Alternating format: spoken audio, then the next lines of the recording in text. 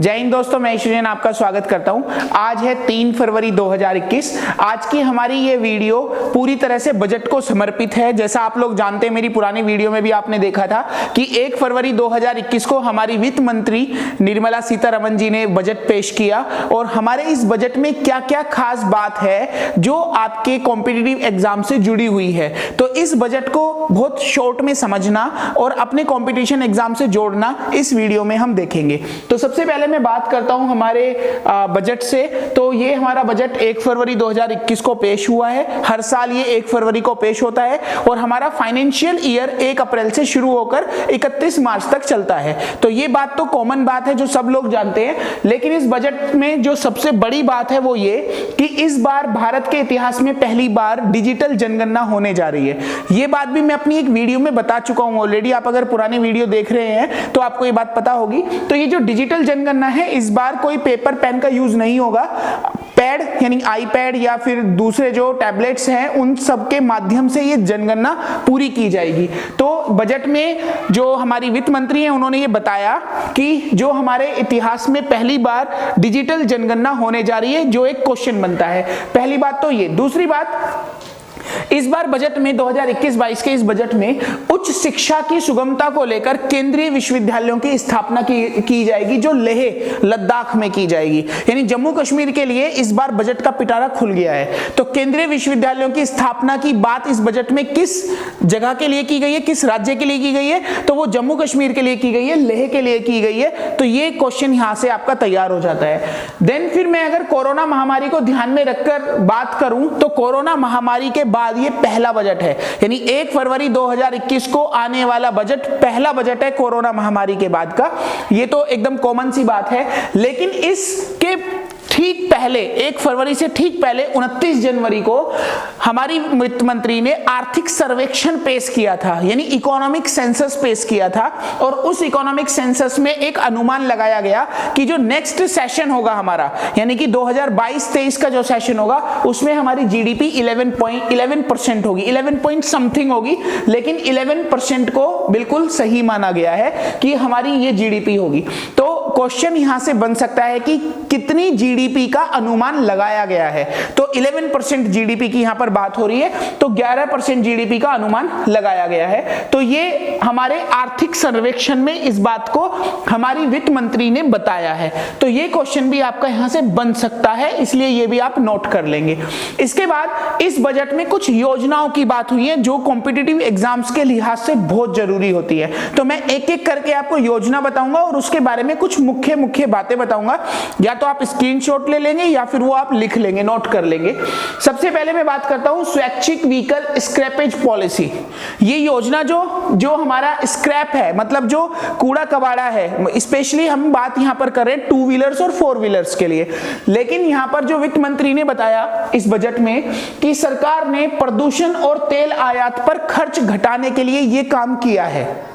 क्या काम किया है? जो हमारे व्हीकल्स होंगे, यानी जो व्हीकल्स जो निजी वाहन है हमारे, उनको 20 साल तक के लिए फिटनेस सर्टिफिकेट देने की बात कही है। और जो कॉमर्शियल व्हीकल है उनको 15 साल तक फिटनेस टेस्ट में पास करने की बात कही गई है। यानी जो फिटनेस टेस्ट पहले जो 10 साल और 15 साल चलता था, वो अब 5-5 साल और इंक्रीज हो गया है, 15 साल और 20 साल का हो गया है। जैसा आप लोग लिखा हुआ देख रहे हैं, निजी वाहनों का 20 साल और कॉमर्शियल वाहनों का 15 साल में फिटनेस टेस्ट किया जाएगा।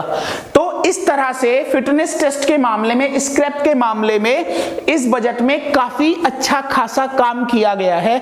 तो ये क्वेश्चन के लिहाज से कितना इंपॉर्टेंट है? इंपॉर्टेंट है। स्वैच्छिक व्हीकल स्क्रैपेज पॉलिसी कौन से बजट में आई? तो ये 2021 के बजट में आई। इसमें क्या बात थी? इसके अंदर पुराने वाहनों को, जो कॉमर्शियल है और जो निजी वाहन है, उनके लिए जो प्राइवेट व्हीकल्स हैं, उन सब के लिए इसमें बात कही गई है। तो ये क्वेश्चन यहां पर क्लियर हो जाता है। और स्क्रैप की बात होगी तो इतनी जल्दी से गाड़ियां स्क्रैप में नहीं जाएंगी, तो आम आदमी को भी थोड़ा सा इसका फायदा मिल सकता है कि वो अपनी गाड़ी को रीसेल कर दे और वो स्क्रैप में ना जाए। तो ये काफी मतलब बजट में इंपॉर्टेंट पार्ट है जो ये पॉलिसी में है। इसके बाद जैसा आप लोग सब जानते हो, स्वच्छ भारत योजना मिशन की शुरुआत नरेंद्र मोदी जी ने पहले ही कर दी थी। लेकिन इस बार बजट में यहां पर शहरी स्वच्छता भारत मिशन को अगले चरण में शुरू करने के लिए 2.0 2.0, अगला चरण मतलब 2.0 शहरी स्वच्छ भारत मिशन की शुरुआत कर दी गई है। तो शहरी स्वच्छ भारत मिशन में इन्होंने काफी अच्छा खासा पैसा दिया है, यानी 1,41,678 करोड़ रुपए आवंटित किए जाएंगे अगले 5 साल तक, यानी नेक्स्ट 5 इयर्स तक। आप देख सकते हो इस स्वच्छ भारत मिशन के लिए इतना बड़ा अमाउंट, लगभग 1.5 लाख करोड़ रुपए आवंटित किए जाएंगे। 1,41,678 बिल्कुल सही आंकड़ा है, लेकिन मैंने लगभग 1.5 लाख की बात करी है, तो आप इतना ध्यान में रखेंगे। तो ये स्वच्छ भारत मिशन को लेकर है, जो आपसे पूछ सकता है, इसको आप ध्यान में रखेंगे। देन इस योजना में जो मतलब बताया गया कि जो स्वच्छ भारत मिशन में जो कॉमन बात है, ये आपके एग्जाम के लिहाज से नहीं है, बट आपको इसके बारे में थोड़ा नॉलेज में बता रहा हूं। जैसे कोई भी वेस्टेज है उसका मैनेजमेंट करना, जो वेस्ट वाटर है उसका ट्रीटमेंट करना, कोई कचरा है उसको सही जगह पर इस्तेमाल करना, इस तरह के सारे काम इस पैसे से किए जाएंगे, यानी अलग अलग टेक्नोलॉजी के माध्यम से इन सारे कामों को पूरा किया जाएगा। फिर एक क्वेश्चन कई बार थोड़ा सा सब्जेक्टिव पूछ लेता है कई बार एग्जाम्स में, जो इस बार का बजट है उस बजट का किस पोल पर वो खड़ा है, किस स्तंभ पर वो खड़ा है। तो जो ये बजट है इस बार, इसमें 6 स्तंभ हैं, 6 पोल हैं, जो 6 बातें हैं इस बजट की, बहुत सबसे ज्यादा जरूरी बातें हैं। तो तथ्यात्मक जो सवाल आते हैं कॉम्पिटिटिव एग्जाम्स में, वो यहां पर इंपॉर्टेंट है आपके, वो यहां पर सोल्व होते हैं। तो वो जो 6 बातें हैं उनको देखने की बात है। सबसे पहले स्वास्थ्य और कल्याण। तो इस बजट में जो बात की गई है वो 6 बातें की गई हैं। पहला स्वास्थ्य और कल्याण पर, दूसरा भौतिक वित्तीय पूंजी और इंफ्रास्ट्रक्चर पर, तीसरी बात आकांक्षी भारत के लिए समावेशी विकास पर, चौथी बात है मानव पूंजी में नवजीवन के संचार पर, और 5वीं बात है नवाचार रिसर्च और डेवलपमेंट पर, और 6ठी बात है न्यूनतम सरकार यानी अधिकतम शासन पर। तो एक तरह से मतलब न्यूनतम सरकार और अधिकतम शासन रहे, ये 6ठी बात पर, ये बात 6 पिलर्स पर खड़ी हुई है। पूरा बजट इन 6 बातों को फोकस करता है। ये बहुत जरूरी बात है, जो तथ्यात्मक सवाल अगर कई बार पूछ लेते हैं तो उसमें आपके काम आ सकता है। तो ये सारी बातें आप नोट कर लेंगे। तो ये हमारे मतलब इकोनॉमिक का जो सबसे इंपॉर्टेंट पार्ट था वो था। इसके बाद इस बजट में नई राष्ट्रीय शिक्षा नीति, जैसा आप लोग जानते हैं, शुरू हुई है नई राष्ट्रीय शिक्षा नीति, जिसके इंप्लीमेंटेशन के लिए लगातार हमारे शिक्षा मंत्री काम कर रहे हैं, रमेश पोखरियाल। अब इस शिक्षा नीति में इस बजट में क्या किया गया ये देखने की बात है। ऐसा कहा गया कि विभिन्न एनजीओ या फिर निजी क्षेत्र या राज्य सरकारें या केंद्र सरकारें अलग अलग माध्यम से सबके साथ मिलकर लगभग 100 सैनिक स्कूल खोलेंगे। नई शिक्षा नीति के तहत सशक्तिकरण होगा। तो इस बजट में शिक्षा नीति के सशक्तिकरण की भी बात कही गई है, ये बात इंपॉर्टेंट है। साथ में ही यहां पर 15,000 स्कूलों को राष्ट्रीय शिक्षा नीति के तहत सशक्तिकरण करेंगे। 15,000 स्कूलों को, पूरे भारत की बात हो रही है, ये किसी एक जिले, गांव या राज्य की बात नहीं हो रही, ये पूरे भारत की बात हो रही है। साथ में ही आदिवासी छात्रों के लिए भी, आदिवासी क्षेत्रों में जो छात्र पढ़ रहे हैं वहां पर एकलव्य स्कूलों की भी योजनाओं की बात हो रही है, जिसमें 38 करोड़ रुपए दिए जाएंगे। तो कुल मिलाकर यहां पर मैंने 3 बातें आपको बताई हैं। सैनिक स्कूल के बारे में, जो अलग अलग संगठनों के साथ मिलकर खोले जाएंगे। दूसरा, मैंने राष्ट्रीय शिक्षा नीति के लिए 15,000 करोड़ का जो सशक्तिकरण का अमाउंट है वो उसके बारे में बताया है। फिर आदिवासी छात्रों के लिए मैंने तीसरी बात बताई है। तो ये तीनों बातें नई शिक्षा नीति के अंतर्गत हैं, जो मतलब हमारे बजट में बड़े हिसाब से रखी गई हैं। उसके बाद जिस तरह से कोरोना महामारी ने हमारी कमर पर प्रहार किया था, लेकिन वो उसको तोड़ नहीं पाई, लेकिन इस बजट में उस जो प्रहार था उसका भुगतान करने के लिए निर्मला सीतारमण ने, हमारी वित्त मंत्री ने, एक बहुत बड़ी योजना का शुभारंभ किया है, जो आने वाले टाइम में एक बहुत बड़ा क्वेश्चन बन सकता है। वो है आत्मनिर्भर स्वस्थ भारत योजना। लेकिन यहां पर यह बात भी है कि आत्मनिर्भर भारत जो योजना चल रही है पहले से, वो सब सेक्टर्स में चल रही है, लेकिन स्वस्थ भारत के लिए यह बिल्कुल अलग योजना है। प्रधानमंत्री आत्मनिर्भर स्वस्थ भारत योजना इसका पूरा नाम है। और ये योजना के लिए सरकार ने 64,180 करोड़ रुपए मतलब स्वास्थ्य बजट के लिए दिए हैं। इतना बड़ा अमाउंट और किसी सेक्टर में नहीं दिया गया जितना बड़ा अमाउंट इसके लिए दिया गया है, स्वास्थ्य के बजट के लिए दिया गया है। और WHO के साथ मिलकर हमारा स्वास्थ्य संगठन WHO के साथ मिलकर हर क्षेत्र में स्थानीय तौर पर स्थानीय मिशन के रूप में काम करेगा और भारत में लॉन्च करेगा। यानी जिले में, गांव में, शहरों में, हर जगह पर स्वास्थ्य की जो सुविधाएं हैं उनको बेहतर बनाने का काम यहां पर होगा। इसके साथ ही जो मैं अगर ये स्वास्थ्य सेवाओं के बारे में बात करने के बाद बात करूं तो हमारे यहां पर LIC का IPO भी खुलने जा रहा है और उनका जो मर्जेंस है, मतलब उनका जो विनिवेशीकरण है वो 2 सरकारी बैंकों के साथ है। LIC का 2 सरकारी बैंकों के साथ मिलकर, क्योंकि उनकी हिस्सेदारी बेची जा रही है, सरकार उनको जो सार्वजनिक क्षेत्र में थे उनको निजी क्षेत्र को बेच रही है। तो यहां पर एक क्वेश्चन जो बनता है कि LIC का IPO अगले वित्त वर्ष में 2 सरकारी बैंकों और एक सामान्य बीमा कंपनी, इन सबके साथ वो खोलेगी। तो यानी IPO से क्वेश्चन, अगर कोई बीमा से संबंधित कोई एग्जाम दे रहा है, बैंक से संबंधित कोई एग्जाम दे रहा है, तो वहां पर ये क्वेश्चन पूछ सकता है अगले वित्त वर्ष में LIC का IPO भी खुलने जा रहा है। तो ये एक इंपॉर्टेंट बात है यहां पर। फिर इन सारी बातों के साथ ही उज्ज्वला योजना की बात करते हैं। बजट में उज्ज्वला योजना पर भी बहुत भारी भरकम बात हुई है। उज्ज्वला योजना जैसा हम सब जानते हैं जो बहुत मतलब महत्वाकांक्षी योजना थी PM मोदी जी की, जिसमें मतलब घर घर सिलेंडर पहुंचाना और गैस पहुंचाने की बात कही गई थी। तो इस उज्ज्वला योजना में भी बड़ा ऐलान किया गया है। लगभग 1 करोड़ और लाभार्थियों को इसमें शामिल किया गया है, यानी जितने लोग इसमें शामिल थे उससे बढ़ाया गया है लोगों को। अगले 3 साल तक सिटी गैस वितरण के लिए 100 और जिलों को जोड़ा जाएगा। लेकिन क्वेश्चन कहां से बनेगा, क्योंकि इससे क्वेश्चन बनने वाला नहीं, ये तो नॉलेज के लिए है। क्वेश्चन बनेगा कि यहां पर एक सिस्टम ऑपरेटर तैयार किया जा रहा है, यानी उज्ज्वला गैस योजना के अंतर्गत गैस के ट्रांसपोर्ट की बात हो रही है। गैस का ट्रांसपोर्ट किसके माध्यम से होगा? इसके लिए एक स्वतंत्र गैस ट्रांसपोर्ट सिस्टम ऑपरेटर स्थापित होगा। क्वेश्चन यहीं से बनेगा कि गैस ट्रांसपोर्ट के लिए या उज्ज्वला योजना जैसी परियोजनाओं को गैस के क्षेत्र में काम करने के लिए, उनके ट्रांसपोर्ट के लिए क्या सुविधाएं सरकार दे रही है या क्या सुविधाएं आ रही है या क्या सिस्टम तैयार हुआ है। तो वो स्वतंत्र गैस ट्रांसपोर्ट सिस्टम ऑपरेटर तैयार हुआ है, जो कि बहुत ही इंपॉर्टेंट क्वेश्चन बन सकता है आने वाले टाइम में। आप इसको नोट कर सकते हैं, जो उज्ज्वला योजना के अंतर्गत है। कुछ बात अब अंतरिक्ष से कर लेते हैं। स्पेस मिशन का ऐलान हुआ है, यह भी हमारे बजट में आया है। स्पेस मिशन में सबसे इंपॉर्टेंट क्या है? न्यू स्पेस इंडिया लिमिटेड, ये नाम नोट कर लेना, फुल फॉर्म भी पूछ सकता है। New space India limited PSLV CS51 को लॉन्च करेगा, यानी कि इस बजट में इसको लॉन्च करने के लिए भी प्रावधान रखा गया है। तो स्पेस मिशन का ऐलान हमारे इस बजट में हुआ है, स्पेस मिशन का। तो अंतरिक्ष से जुड़ी हुई ये बात बहुत इंपॉर्टेंट है। गगनयान मिशन का मानव रहित पहला लॉन्च इसी साल दिसंबर में होगा। 2021 दिसंबर में हम गगनयान मिशन शुरू करेंगे, जो एक बड़ा करंट अफेयर बनने जा रहा है। गगनयान मिशन पहला लॉन्च होगा और मानव रहित होगा। रहित का मतलब होता है जिसमें मानव नहीं होना, तो मानव रहित यानी मानव नहीं होगा। अब ऑटोमेटिक सिस्टम होगा, कंप्यूटराइज सिस्टम होगा। तो ये एक लॉन्च हो रहा है दिसंबर में, गगनयान मिशन, जो स्पेस मिशन के अंतर्गत आता है। तो ये बहुत ही इंपॉर्टेंट बात है यहाँ पर। साथ में ही जब मैं इसकी बात करता हूं, आप देख सकते हैं गगनयान और स्पेस रिसर्च से रिलेटेड कुछ तस्वीरें मैं आपको दिखा रहा हूं। अब जो इंपॉर्टेंट बात है, अब हमारे किसान से संबंधित है।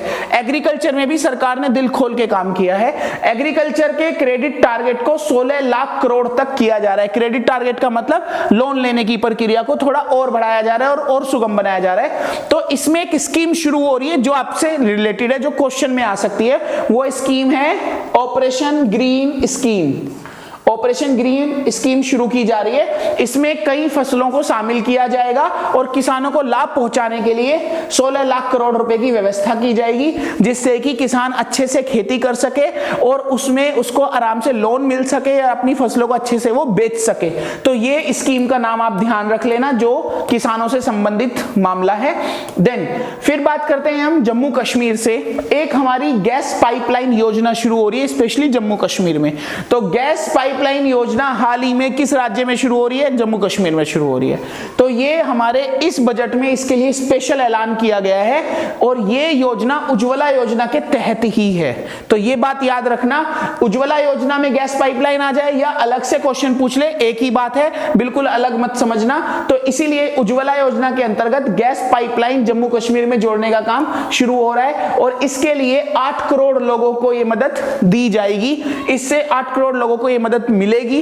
तो ये गैस पाइपलाइन जम्मू कश्मीर में शुरू की जा रही है और ये जो योजना है बहुत ही इंपॉर्टेंट है, इसको भी आप जम्मू कश्मीर से रिलेटेड देख के लिख लेंगे।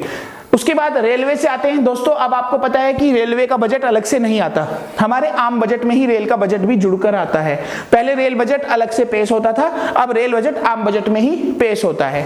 तो राष्ट्रीय रेल योजना, एक योजना की मैं बात कर रहा हूं, राष्ट्रीय रेल योजना 2030 तैयार हो गई है। कुल 1.10 लाख करोड़ रुपए का बजट रेलवे को दिया गया है। 1.10 लाख करोड़ रुपए कुल रेलवे को दिया गया है। इसके अंतर्गत, रेलवे के अंतर्गत मेट्रो, सिटी बस, बस सेवा, सब चीजों पर फोकस किया गया है और 18,000 करोड़ रुपए की लागत इन सबके रखरखाव के लिए और इन सबके डेवलपमेंट के लिए लगाई जाएगी। और साथ ही में मेट्रो लाइट को लाने पर, जो मेट्रो जिससे चलती है, मेट्रो लाइट जो होती है उस सब के लिए कोची, बेंगलुरु, चेन्नई, नागपुर, नासिक, इन सब में मेट्रो के प्रोजेक्ट्स को भी बढ़ावा दिया जाएगा। तो कुल मिलाकर जो रेलवे की जो बात है, राष्ट्रीय रेल योजना के अंतर्गत जितनी बात मैंने आपको बताई, ये सारी चीजें रेल को ध्यान में रखकर हमारे बजट में पेश की गई हैं, आप देख सकते हैं। देन हमारी सरकार ने इस बजट में टेक्सटाइल पार्क की बात की है। तो पहली बार ये इतना बड़ा ऐलान हुआ है कि देश में 7 टेक्सटाइल पार्क तैयार होंगे, टेक्सटाइल पार्क बनाए जाएंगे। और ये टेक्सटाइल पार्क क्या होते हैं? टेक्सटाइल पार्क के माध्यम से एक्सपोर्ट इंपोर्ट करने में आसानी होती है, देश विदेश में व्यापार करने में आसानी होती है। तो ऐसे 7 पार्क हम बनाएंगे। ये पार्क 3 साल में तैयार किए जाएंगे और इनको बनाने के लिए एक संस्था बनेगी। ये नाम नोट कर लेना, विकास वित्तीय संस्था। विकास वित्तीय संस्था, डीएफआई इसको बोलते हैं, विकास वित्तीय संस्थान, डीएफआई इसका नाम है। इसका ऐलान किया गया। ये क्वेश्चन आपका बन सकता है, इसलिए मैंने आपको ये अंडरलाइन किया है। और इसमें 3 साल के अंदर 5 लाख करोड़ रुपए जो उधारी प्रोजेक्ट हैं उन सबको इसमें डेवलप किया जाएगा। यानी कि गवर्नमेंट ने व्यापार वाणिज्य के माध्यम से इस पर काम करने की बात कही है, जिससे कि हमारी आर्थिक गति को बढ़ावा मिले और हम आर्थिक विकास कर सकें और हमारी अर्थव्यवस्था से संबंधित जो पुरानी और रुकी हुई परियोजनाएं हैं या ऋणों की उपलब्धता की कमी की वजह से जो रह जाती है उन पर भी मतलब शिकंजा कसा जा सके और उनको भी आगे बढ़ाया जा सके। तो ये पार्क इसलिए डेवलप किए जा रहे हैं जो विकास वित्तीय संस्थान के माध्यम से डेवलप किए जाएंगे, जिसकी एक झलक छोटी सी आप देख सकते हैं। इसके बाद इस बजट में बहुत कॉमन सी बात है, जो मतलब मैं बजट का सत्र स्पेशल इस वीडियो में ले रहा हूं, तो इसलिए आपको बता रहा हूं कि इस बजट में सीनियर सिटीजन के लिए स्पेशल ऐलान किया गया है। 75 साल से अधिक उम्र के किसी भी सीनियर सिटीजन को टैक्स नहीं देना पड़ेगा। तो ये क्वेश्चन भी पूछा जा सकता है, अगर आप बैंक के एग्जाम देते हैं या पीओ वगैरह के एग्जाम देते हैं तो आपको ये क्वेश्चन पूछा जा सकता है कि 75 साल से अधिक उम्र वालों को अब आईटीआर नहीं भरना होगा। ये इस बार के बजट में ऐलान हुआ है। फिलहाल अगर देखा जाए तो 21-22 में व्यक्तिगत जो कर स्लैब है, मतलब जो हमारा पूरा रिटर्न फाइल होता है, यानी कि कुल मिलाकर 2.5 लाख रुपए तक कोई कर आपको नहीं देना पड़ता। 2.5 लाख से लेकर 5 लाख रुपए तक आपको 5% का टैक्स देना पड़ता है। 5 से लेकर 7.5 लाख रुपए तक आपको 10% का टैक्स देना पड़ता है। लेकिन जिसकी उम्र 75 साल से ऊपर हो गई है या 75 साल है, उसको कोई टैक्स पे नहीं करना पड़ेगा, आईटीआर की उसको कोई जरूरत नहीं है। इसमें स्पेशली ये बात रखी गई है। फिर थोड़ा सा इससे डिफरेंट, थोड़ा बजट से थोड़ा आगे बढ़ के 1-2 क्वेश्चन और मुझे इंपॉर्टेंट लगे जो मुझे आपको बताना जरूरी मुझे लगा। तो उसमें ये था कि आईडीबीआई बैंक के साथ 2 बैंक और 1 पब्लिक सेक्टर कंपनी का विनिवेश होगा, जिसके लिए कानून बनेगा, मतलब कानून में बदलाव होंगे। एलआईसी के लिए भी आईपीओ लाया जाएगा, जैसा मैंने आपको स्टार्टिंग में बताया था एलआईसी का आईपीओ की जो बात कही थी। तो उसमें आईडीबीआई बैंक के साथ 2 और बैंक मर्ज होंगे और 1 सेक्टर कंपनी भी मर्ज होगी और एलआईसी अपना आईपीओ लेकर आएगी। क्रिकेट जगत से अगर मैं बात करूं तो 87 इयर्स बाद रणजी ट्रॉफी इस साल नहीं हो रही है। एक बहुत बड़ा क्वेश्चन ये बन सकता है कि ऐसा कौन सा ईयर रहा है जिसमें रणजी ट्रॉफी संपन्न नहीं हुई। तो 2021 है। कोरोना संकट महामारी की वजह से कुछ चैलेंजेस इनको सामना करना पड़ रहा है, जिसकी वजह से ये नहीं हो रही है। रणजी ट्रॉफी एक घरेलू क्रिकेट प्रतियोगिता होती है हमारी, जिसमें मतलब हमारे एक घरेलू प्रथम श्रेणी के जो चैंपियनशिप है उसके लिए प्रतिनिधित्व के तौर पर खेला जाता है इसको। तो रणजी ट्रॉफी जो है अब हमारे देश में खेली जाने वाली एक बड़ी क्रिकेट चैंपियनशिप है। इसकी शुरुआत 1934 में हुई थी। क्रिकेट बोर्ड इसको BCCI इसको पूरा प्रॉपर देखरेख करता है, उसको देखता है। तो इस तरह से ये जो ट्रॉफी थी पटियाला के महाराजा भूपेंद्र सिंह द्वारा दान की गई थी। लेकिन इस बार 87 इयर्स के इतिहास में ये पहली बार फर्स्ट क्लास घरेलू टूर्नामेंट रणजी ट्रॉफी का आयोजन नहीं हो रहा है। तो आप देख सकते हैं ये सारी जो मैंने आपको बातें बताई वो सब आज तक के लिए इंपॉर्टेंट थी, लेकिन इसके बाद और भी बहुत सारी ऐसी बातें हैं जो मैं आपको नई वीडियो में लेकर आऊंगा। जब तक के लिए जय हिंद, जय भारत।